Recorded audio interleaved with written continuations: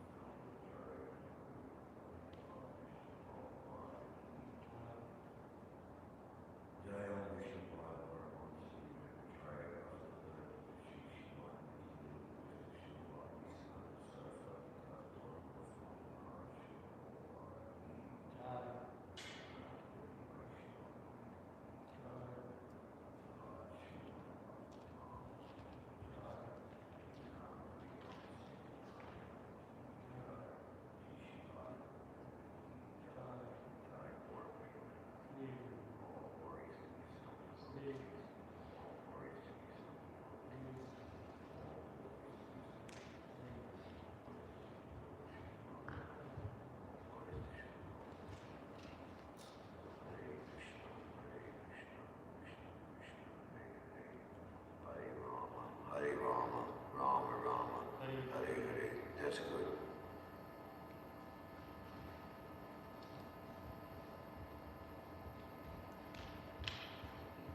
Take these things away.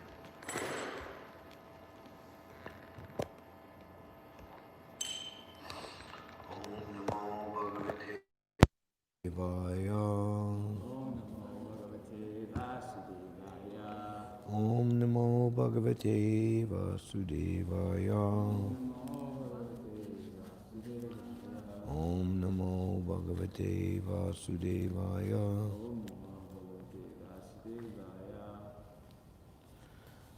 By regularly attending classes in the Śrīmad-Bhāgavatam and by the rendering of service unto the pure devotee, all that is troublesome to the heart is practically destroyed to nil, and loving service unto the glorious Lord, who is praised with transcendental songs, is established as an irrevocable fact. Before reciting the Śrīmad-Bhāgavatam, which is our very means of conquest, let us first offer our respectful obeisances unto the Supreme Personality of Godhead, Lord Narayan, to Narayan Rishi, the supremest human being, unto Mother Saraswati, the goddess of learning, and unto Srila Vyasadeva, the author. Okay, it's not freezing cold.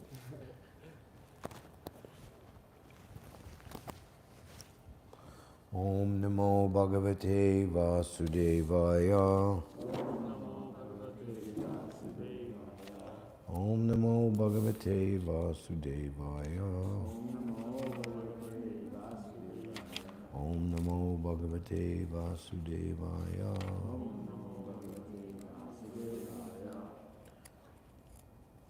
So it's listed verse 37, is that correct?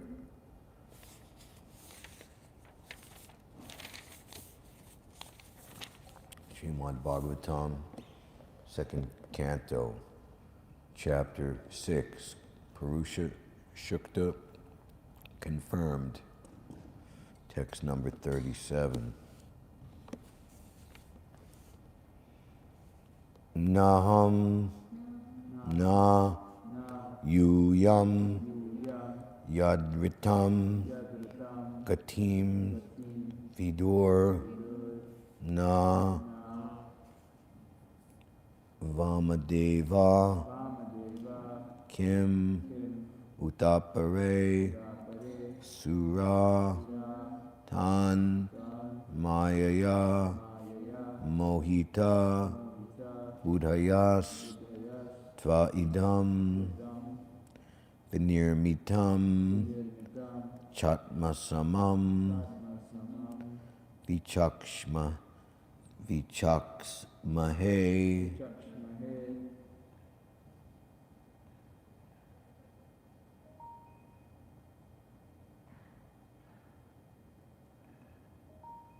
What does that sound?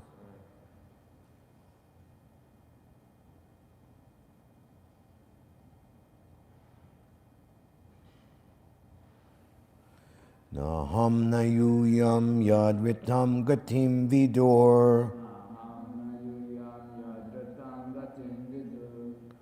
Navamadeva kim utapare sura. Tanmayaya mohita budhayastvad idam.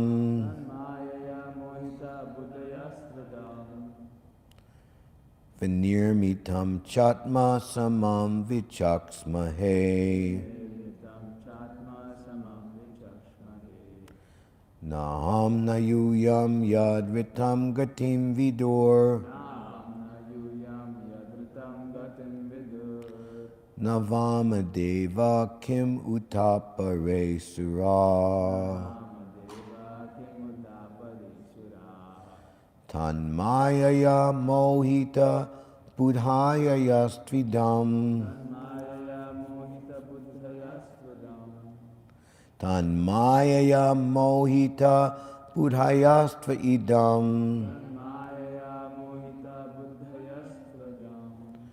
Vinirmitam chatma samam vichaksmahe. Naham nayuyam yadritam gatim vidur. Navamadeva kim utapare sura. Tanmayaya mohita budhayastvidam.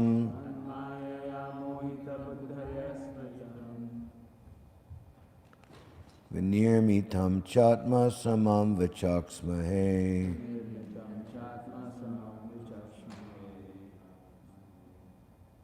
Please chant.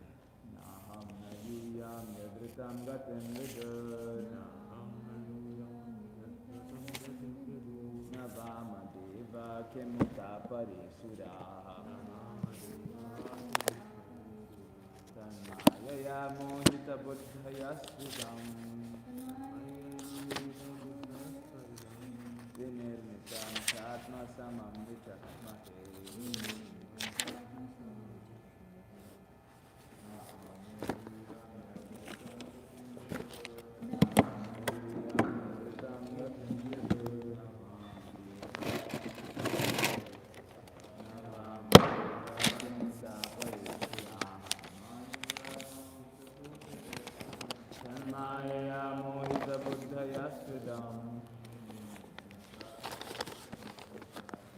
Vinirmitam chatma samam vichaksmahe. Okay.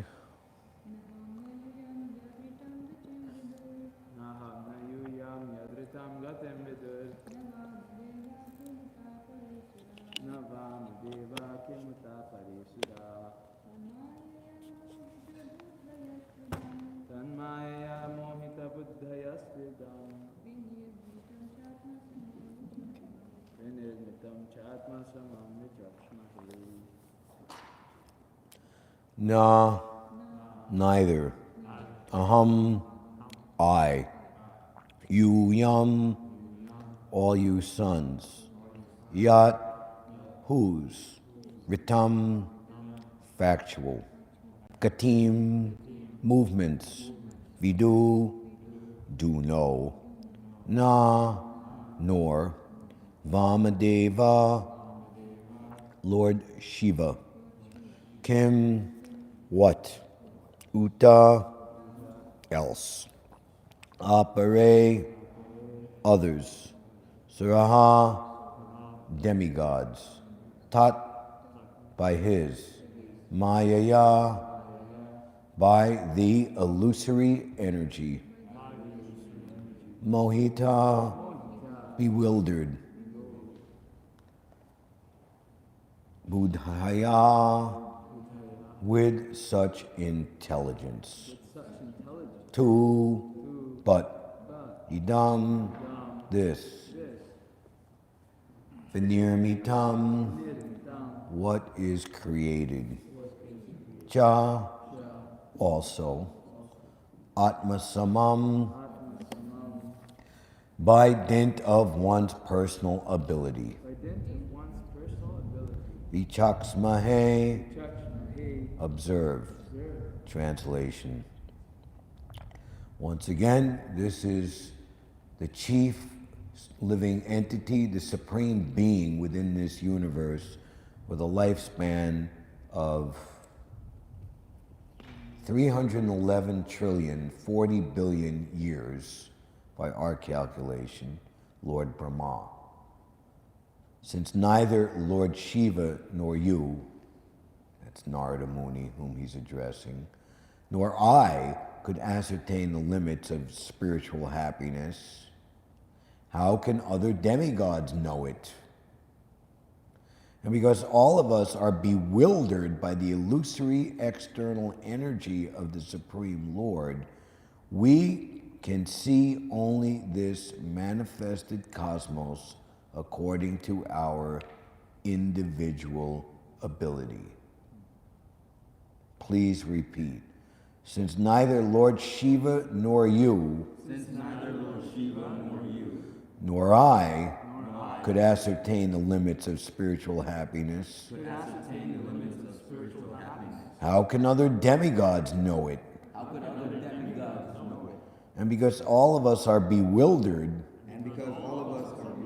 by the illusory external energy of the Supreme Lord, we can only see this manifested cosmos according to our individual ability. Purport by His Divine Grace, ISKCON's BBT founder Acharya, Jagat Guru, Patita Pavana, Srila Prabhupada. Prabhupada ki jai. We have many times mentioned the names of 12 selected authorities, Dādasa Mahajan, of which Brahma, Narada, and Lord Shiva head the list as the first, second, and third in order of merit of those who know something of the Supreme Lord. Other demigods, semi-demigods, Gandharvas, Charanas, Vidyadharas, human beings or asuras cannot possibly know fully about the potencies of the absolute Lord Sri Krishna. The demigods, don't crack your knuckles,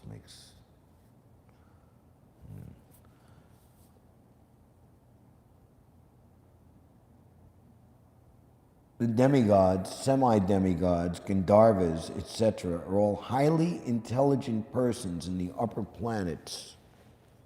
The human beings are inhabitants of the intermediate planets, and the asuras are inhabitants of the lower planets.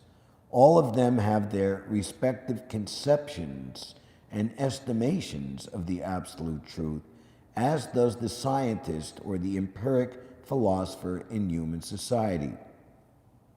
All such living entities are creatures of the material nature, and consequently they are bewildered by the wonderful display of the three modes of material nature.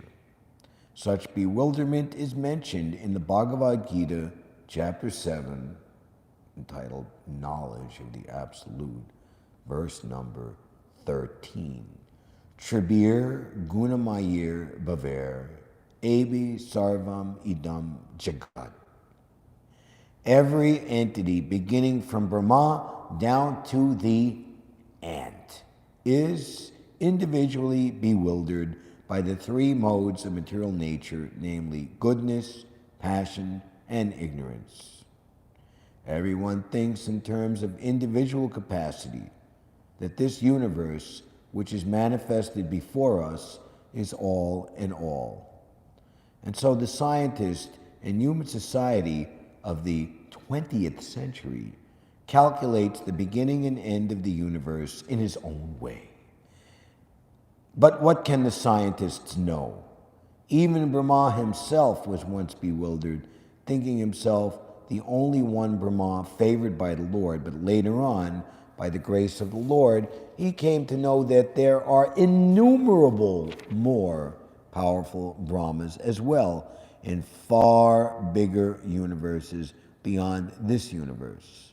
And all of these universes combined together form Ekapad Vibhuti, or 1/4 of the manifestation of the Lord's creative energy. The other 3/4 of his energy are displayed in the spiritual world, and so what can the tiny scientists with a tiny brain know of the absolute personality of Godhead, Lord Krishna?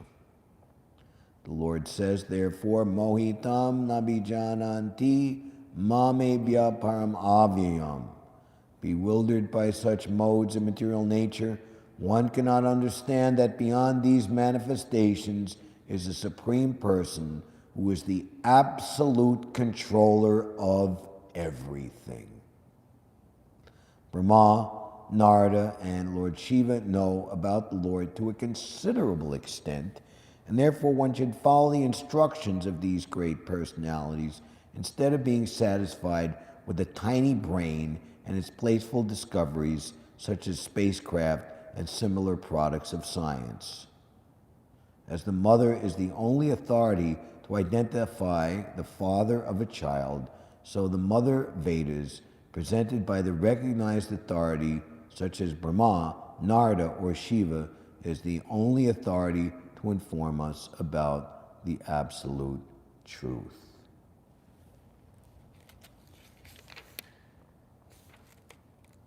Om Jnana Timirandasya Jananjana Shalakaya Chakshur Unmilitam Yena Tasmai Shri Gurave Namaha Shri Chaitanya Manobhishtam Stapitam Yena Bhutale Svayam Rupakadamayam Dadati Svapadantikam Vandeham Shri Guru Shuta Parakamalam Shri Gurun Vaishnavamscha Shri Rupam Sagrajatam Sahagana Raganatan Vidham Tham Sajivam Sadvaitam Savadutam Parijana Sahitam Shri Krishna Chaitanya Devam Shri Radha Krishna Padan Sahagana Lalita Shri Vishakavitam Scha E Krishna Karuna Sindhu Dina Bando Jagatpate Gopisha Gopika Kanta Radha Kanta Namostute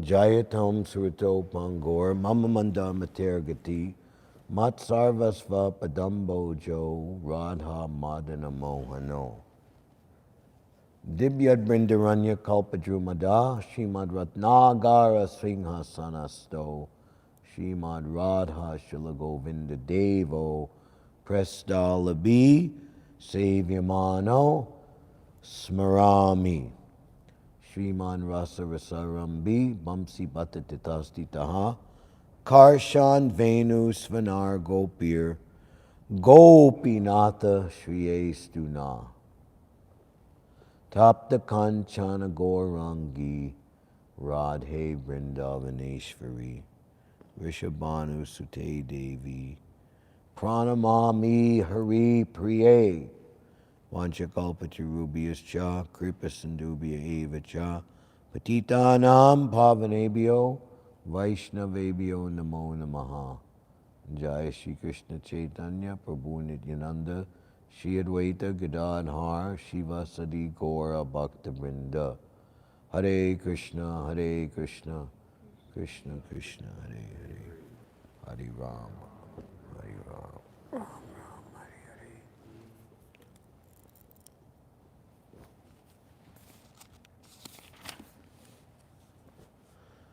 Naham nayo yam na ritam gatim vidur, na vamadeva kimutapare sura, tanmaya yamohita buddha yastvidam, vinirmitam chatma samam vichaksmahe. Since neither Lord Shiva nor you nor I could ascertain the limits of spiritual happiness, how can other demigods know it? And because all of us are bewildered by the illusory external energy of the Supreme Lord, we can only see this manifested cosmos according to our individual ability. So these are the concluding verses of this chapter, where we see Lord Brahma very strongly championing the supremacy of the personality of Godhead. And specifically here, in these verses, making it very clear that everyone in this material world, even up to the limit of himself, Lord Brahma as the engineer or quote-unquote creator on behalf of the Supreme Lord of this universe, creation and making something is characterized primarily to be a function of the mode of passion. Goodness is to maintain, passion is to create, and destruction, or the mode of ignorance, is to destroy. And the basic scenario or division, we can see why it is so important to cultivate the mode of goodness, because maintenance and equanimity and steadiness is the main qualification, or is the main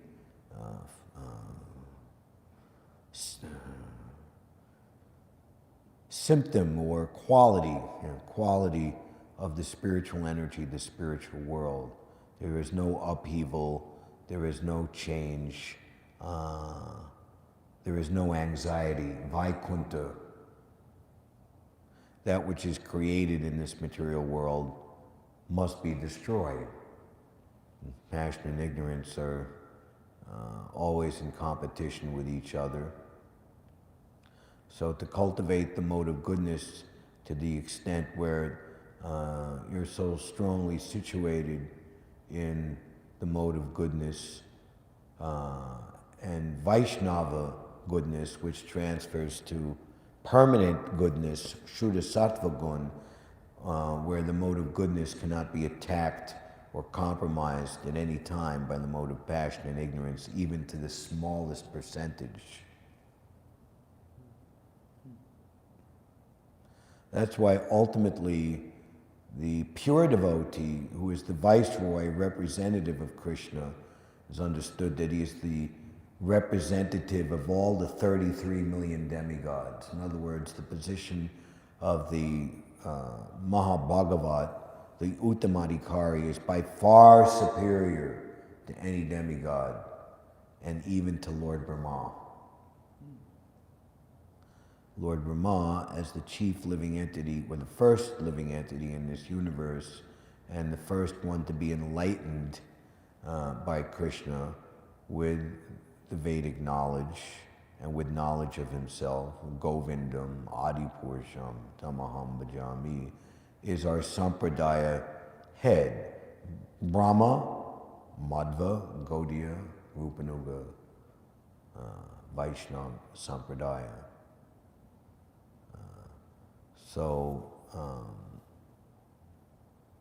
Functionally, he is in that position. He's a very great personality. He's mentioned how all the other demigods worship him.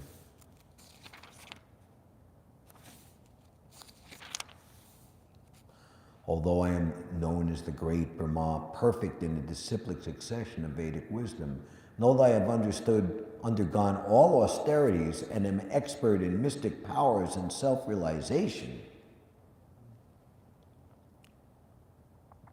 This is a lesson for the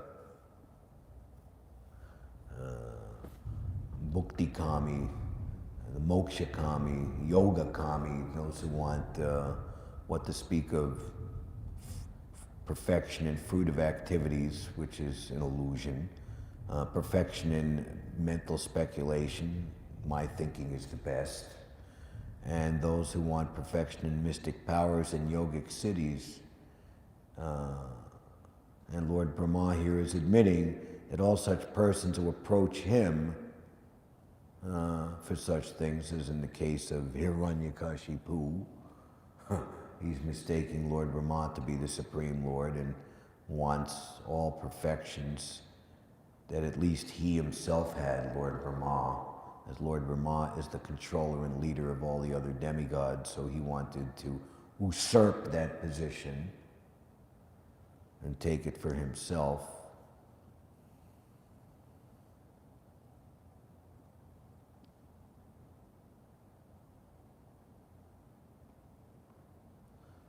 This is the worship of the demons. They become attracted to someone with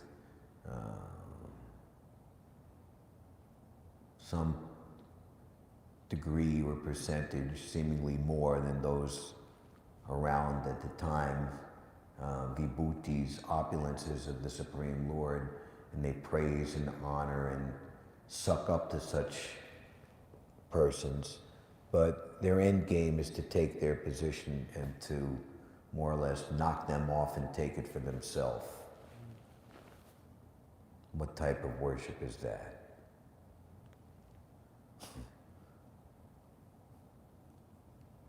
Too much devotion denotes a thief.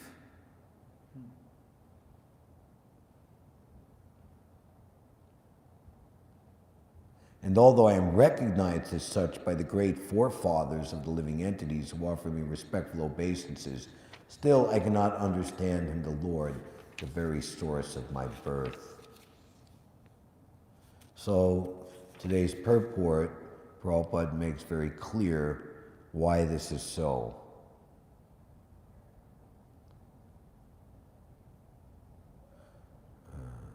After giving a list of other demigods, semi-demigods, Gandharvas, Charanas, Vidyadharas, human beings, or asuras cannot possibly know fully about the potencies of the absolute Lord, Sri Krishna. The demigods, semi-demigods, Gandharvas, etc. are all highly intelligent persons in the upper planets. All of them have their respective conceptions and estimations of the absolute truth based on their position in the modes of material nature. Being under the influence of the modes of material nature means one thing and one thing only: bewilderment. So Prabhupada gives us the 13th verse of the 7th chapter for more study and enlightenment in this regard. Tribir gunamayer bhaver ebi sarvamidam jagat mohitam nabijananti mamebhya paramamavyam.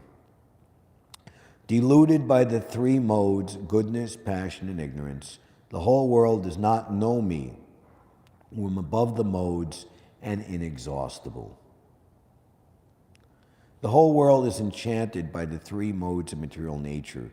Those who are bewildered by these three modes cannot understand that transcendental to this material nature is the Supreme Lord Krishna.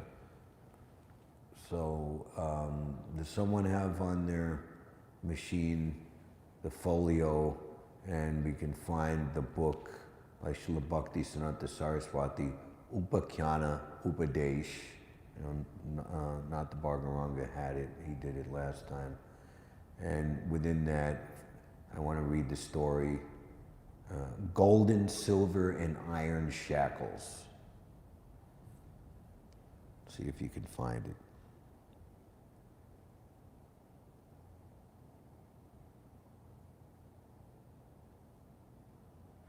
Deluded by the three modes, goodness, passion, and ignorance, the whole world does not know me, who am above the modes and inexhaustible. So Krishna creates the modes of material nature. I reserve the right of not being exposed to anyone and everyone. A curtain of deluding energy, as Queen Kunti glorifies Krishna in the 8th chapter of the 1st canto. Shrouded, protected.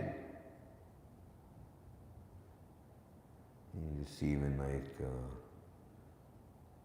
big people are always fans, delirious fans are always trying to get a piece of somehow or another, so they'll like make like a decoy or a disguised someone of themselves, or they'll have like they'll create like an illusory network to make it seem, they're like, well, he went that way, which way did he go? Well, he went that way, Making utter confusion.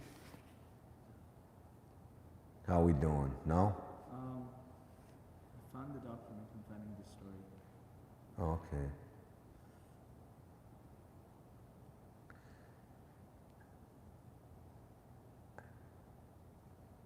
Also, There Runs the Thief is a good story too. Can you make a bookmark? Yeah. Okay. I found gold and silver. Golden, silver, and iron shackles. This is good. There it is. How does it go to the next page? You can swipe. Okay.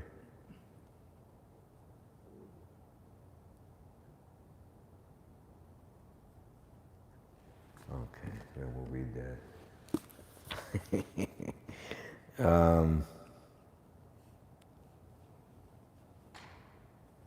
The whole world, purport, is enchanted by the three modes of material nature. Those who are bewildered by these three modes cannot understand that transcendental to this material nature is the Supreme Lord Krishna. That's why only the pure devotee, only the topmost pure devotee who is above these modes of material nature should be our only source of knowledge, our only source of friendship, our only source of inspiration, our only pole star or guide to understand the difference between truth and illusion. No one else.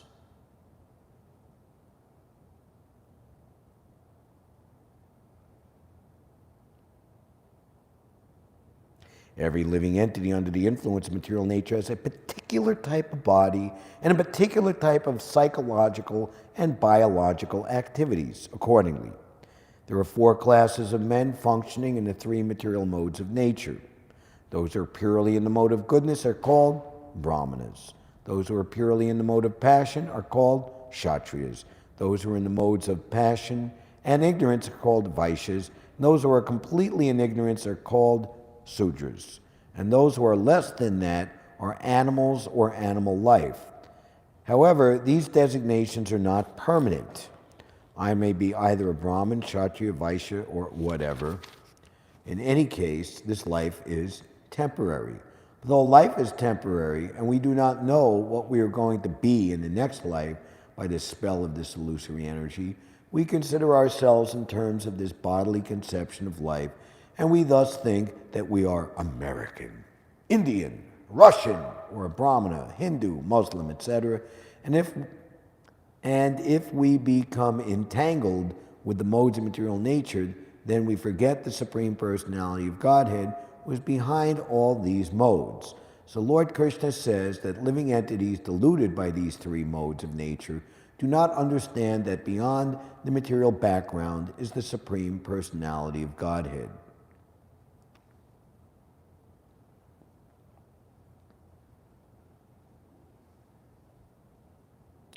There are many different kinds of living entities, human beings, demigods, animals, etc., and each and every one of them is under the influence of material nature, and all of them have forgotten the transcendental personality of Godhead. Those who are in the mode of passion and ignorance, and even those who are in the mode of goodness, cannot go beyond the impersonal Brahman conception of the absolute truth. They are bewildered before the Supreme Lord in his personal feature, which possesses all beauty, opulence, knowledge, strength, fame, and renunciation. When even those who are in goodness cannot understand, what hope is there for those in passion and ignorance? Krishna consciousness is transcendental to all of these three modes of material nature, and those who are truly established in Krishna consciousness are actually liberated.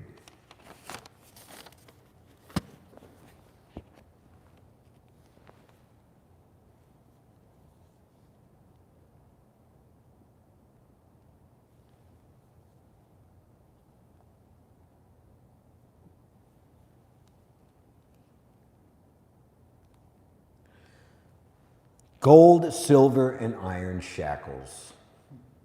There was once a prince, a minister's son, and a treasurer's son who were all close friends. Once upon a time, all three of them set out on a long journey to different distant lands. On the way, they happened to arrive at a royal palace where the king of that land was absent, but his daughter, the princess, was staying there along with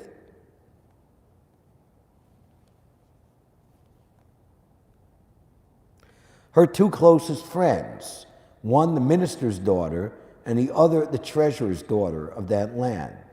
Those three ladies were also similarly close friends like the prince, the minister's son, and the treasurer's son mentioned above.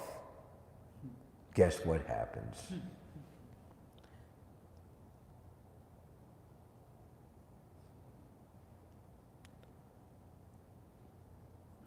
The prince and his two friends exchanged their acquaintances with the princess and her two consorts, and it wasn't long before the three young men proposed to marry those three damsels. But they hesitated, as it was custom to get permission from the respective parents for the marriage. However, they decided to marry without further delay, according to the old saying, quote, anything auspicious should be hastened, unquote. So their happy marriages were solemnized. Thereafter, the king of the land, with his minister and treasurer, came back from their travels and entered the royal palace, only to see in great astonishment that their princess and their two consorts were chatting up with three young strangers.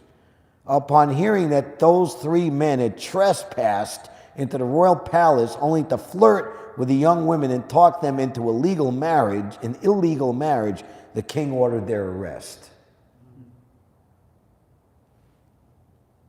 The princess then begged her father to release her husband. The treasurer's daughter and minister's daughter also respectively fell on their knees in front of their fathers and begged them for their husband's release. However, the king did not release the young husbands, but ordered that the proper respect should be shown to the young prince by tying him up with golden shackles, whereas the young son of the minister should be given silver shackles, and the treasurer's son should be bound with iron shackles, all according to their respective status. Purport.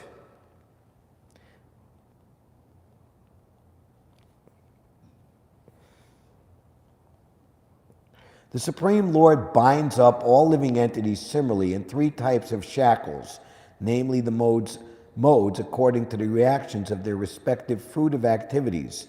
The bondage of goodness may very well be compared to golden shackles, that of passion to silver shackles, and the entanglement in ignorance is tantamount to iron shackles.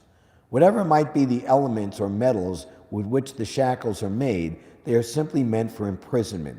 Unless and until one goes beyond these three modes of entanglements, one can never be considered free and liberated. Only one who completely surrenders unto the lotus feet of the Supreme Lord unconditionally may thus be delivered from such bondage. So that is the message of Lord Brahma, we see in verse, what was it, 34? And that surrender and taking shelter of the Supreme Lord must be done with great enthusiasm. Or as it's said here in verse 34, zeal.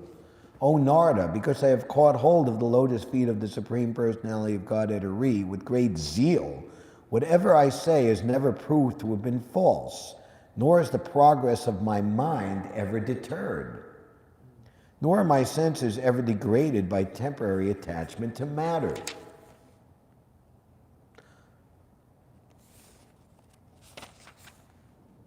Therefore, it is best for me to surrender unto his lotus feet, which alone can deliver one from the miseries of repeated birth and death.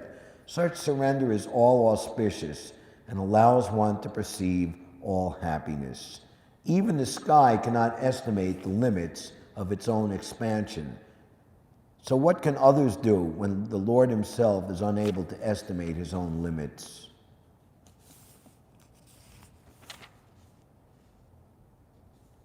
Let us offer our respectful obeisances unto that Supreme Personality of Godhead, whose incarnations and activities are chanted by us for glorification, although he can hardly be fully known as he is.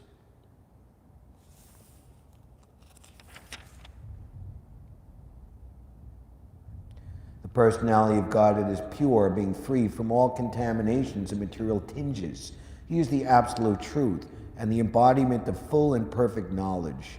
He is all-pervading, without beginning or end, and without rival. O Narada, O great sage, the great thinkers can know him when completely freed from all material hankerings, and when sheltered under undisturbed conditions of the senses. Otherwise, he is untenable. By unattainable arguments, all is distorted, and the Lord disappears from our sight. This is very nice, verse 40 and 41. You can find me, there runs the thief.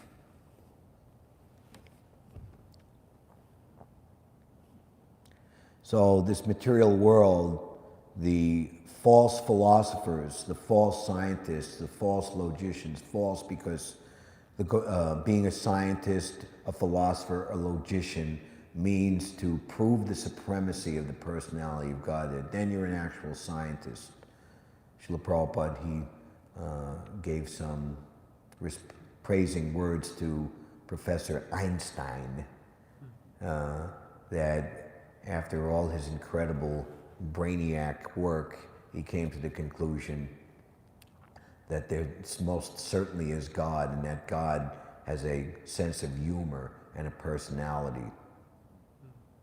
That was the goal of his E equals MC squared. You have to go like that, or is there a table of contents that could just bring it to you right away? There isn't. Then it's more towards the beginning of the book, in the first 1/3 of the book.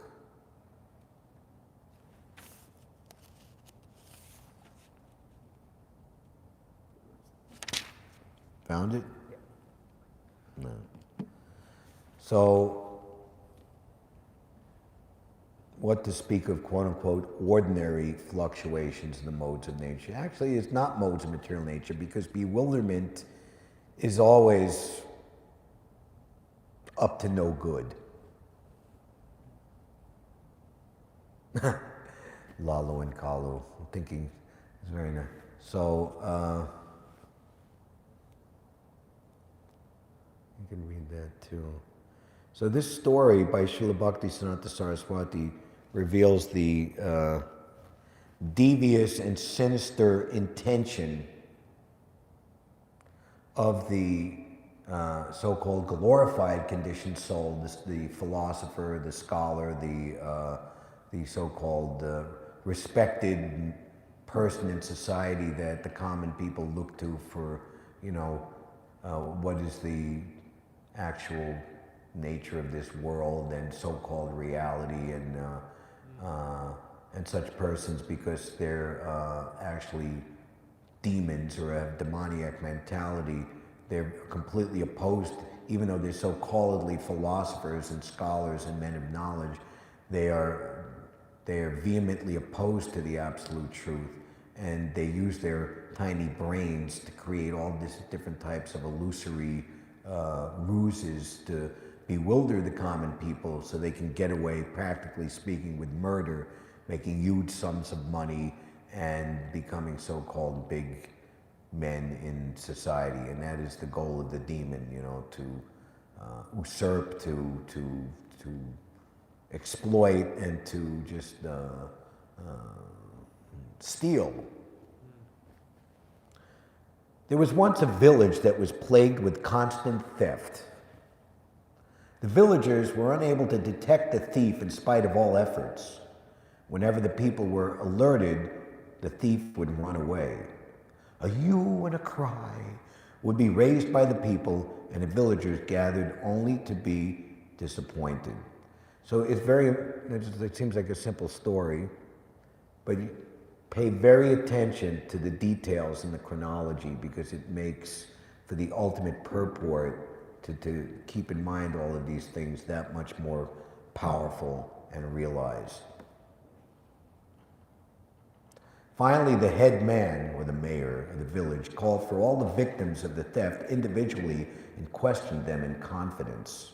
Upon a thorough inquiry, he discovered that one particular person was found to be present and anxious to find out the thief every time there had been a theft. In different parts of the town, you know. How's this guy's over here? No, he's over there.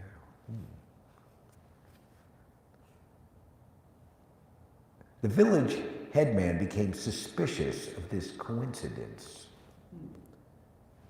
Therefore, he devised a plan and advised the village guard to keep an eye on the suspected person at his house for midnight and report his movements. The headman himself was also carefully watching the guard and regularly supervising his duties. One night, the guard saw the suspect coming out of his house at about 2 o'clock in the morning, hiding a burglar's tool for housebreaking under his clothes. As the guard followed him, making sure he was hidden from view, he observed the suspected man breaking through the wall of a villager's house with the help of a burglar's tool. After a while, the homeowner started screaming, "Thief! Thief!" And the guard watched as the suspected man came out of the house with the stolen goods and hurriedly entered into the nearby forest, or jungle, or in India. When the villagers gathered as usual, after the house owner started screaming for help, the suspected man came out of the opposite side of the jungle and innocently joined the crowd of villagers inquiring about the incident. He was just pretending to look for the thief and running up and down in all directions.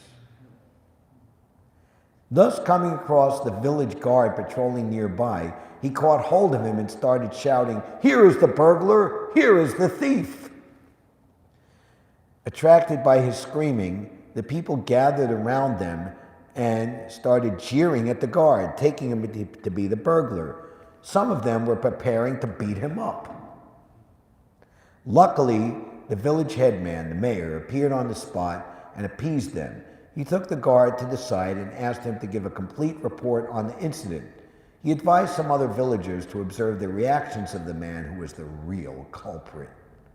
Thereafter, he proceeded towards the jungle as directed by the guard, along with the other people, while the thief repeatedly asked, "Why on earth are you going into the jungle for the burglar on this dark night? That snake-infested jungle is most dangerous. No burglar can hide himself in there for sure."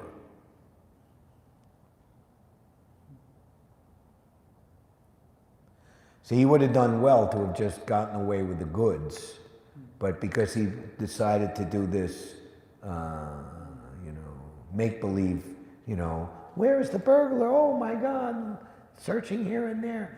And so calling him out in his own game, so he can't be in two places at one time. He can't be running away with the stolen goods because he came back, and now they understand from the policeman where the stolen goods actually are, seeing where he had put them previously. Now he's got to make an illusion on top of an illusion. Can he get away with it? Let's see. When everyone was walking into the jungle, disregarding his constant grumbling, the man started gradually backing away with the idea of running off. It appeared from his face that he was greatly frightened.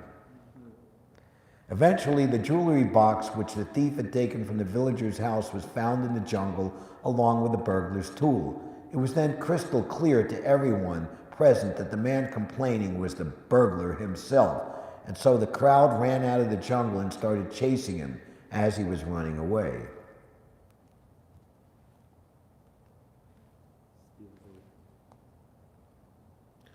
They all shouted, "There goes the thief, there goes the thief." But the cunning thief also started shouting while running, "There goes the thief, there goes the thief," pointing to all the innocent passers-by. He got away by creating an utter confusion. Purport: there is no dearth of such mischievous atheists among the people. They constantly malign. You know, everyone knows what the word malign means? Malign means to viciously criticize. The real protectors of the society were like watchmen. Those are the pure devotees of the Lord. They're the watchmen. And harassed those great souls were truly and selflessly benevolent to common people, only to tarnish their reputation by a vile attempt to prove those saintly persons as thieves and the like.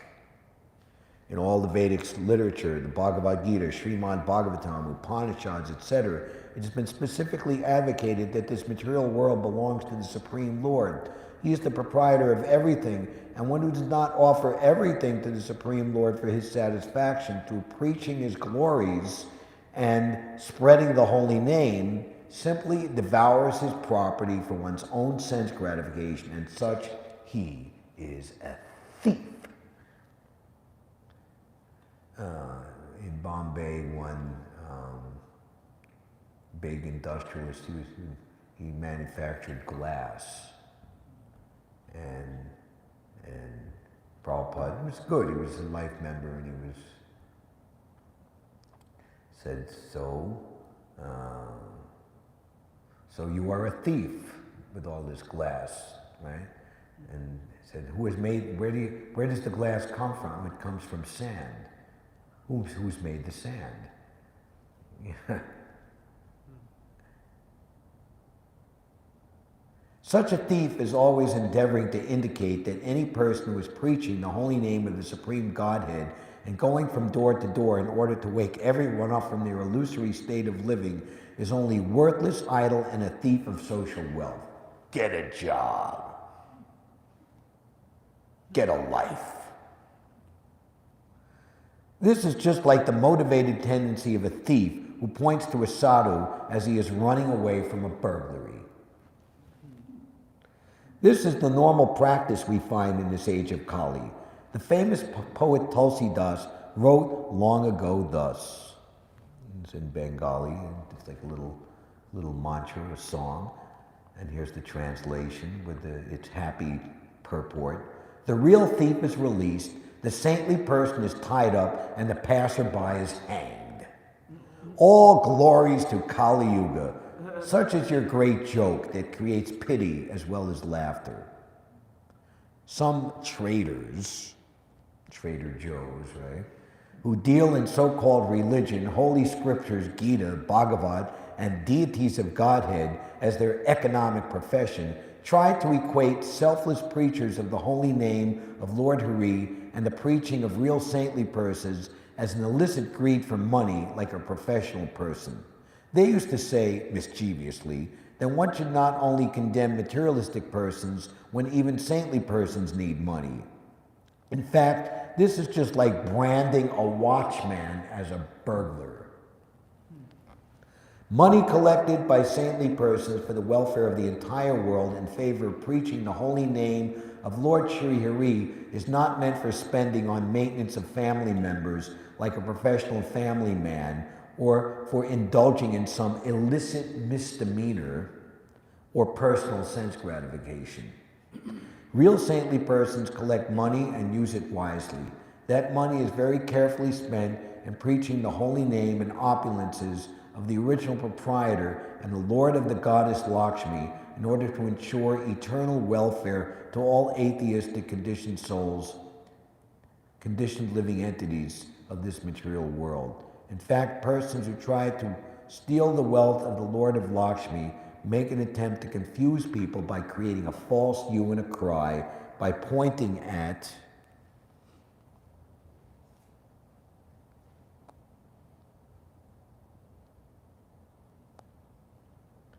real saintly persons and saying, "There goes the thief, there goes the thief." The envious impersonalists only make an attempt to hide themselves with their innate polluted character by shouting at the saintly persons, "Thief, thief."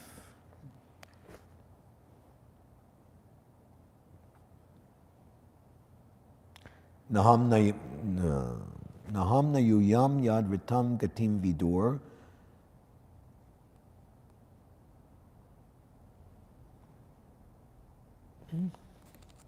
No, it's the wrong verse.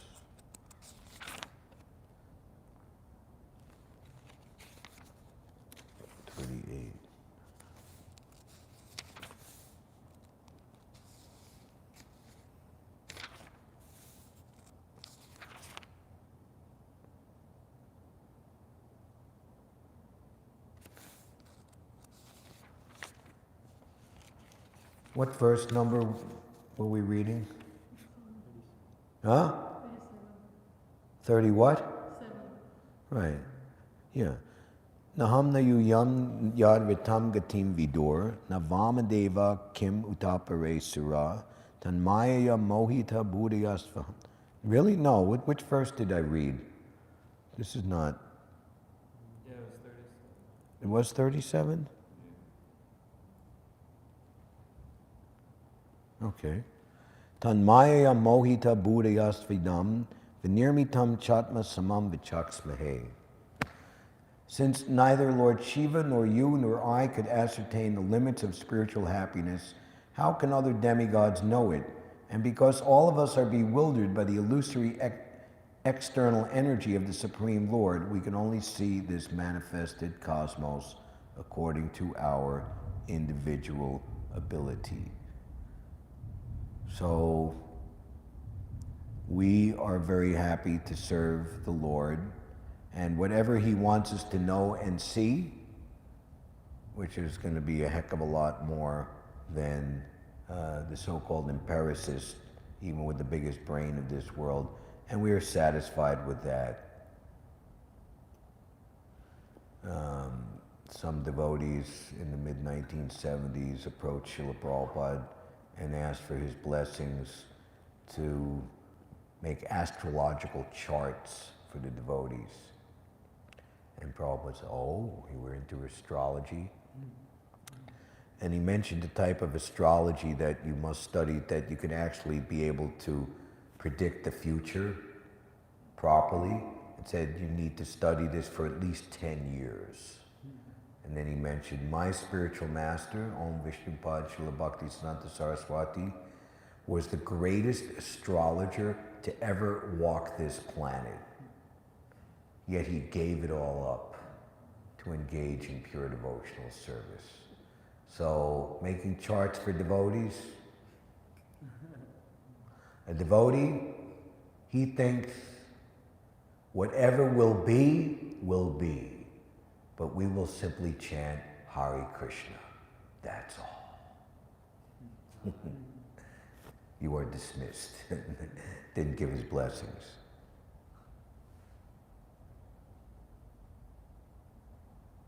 Any questions or comments?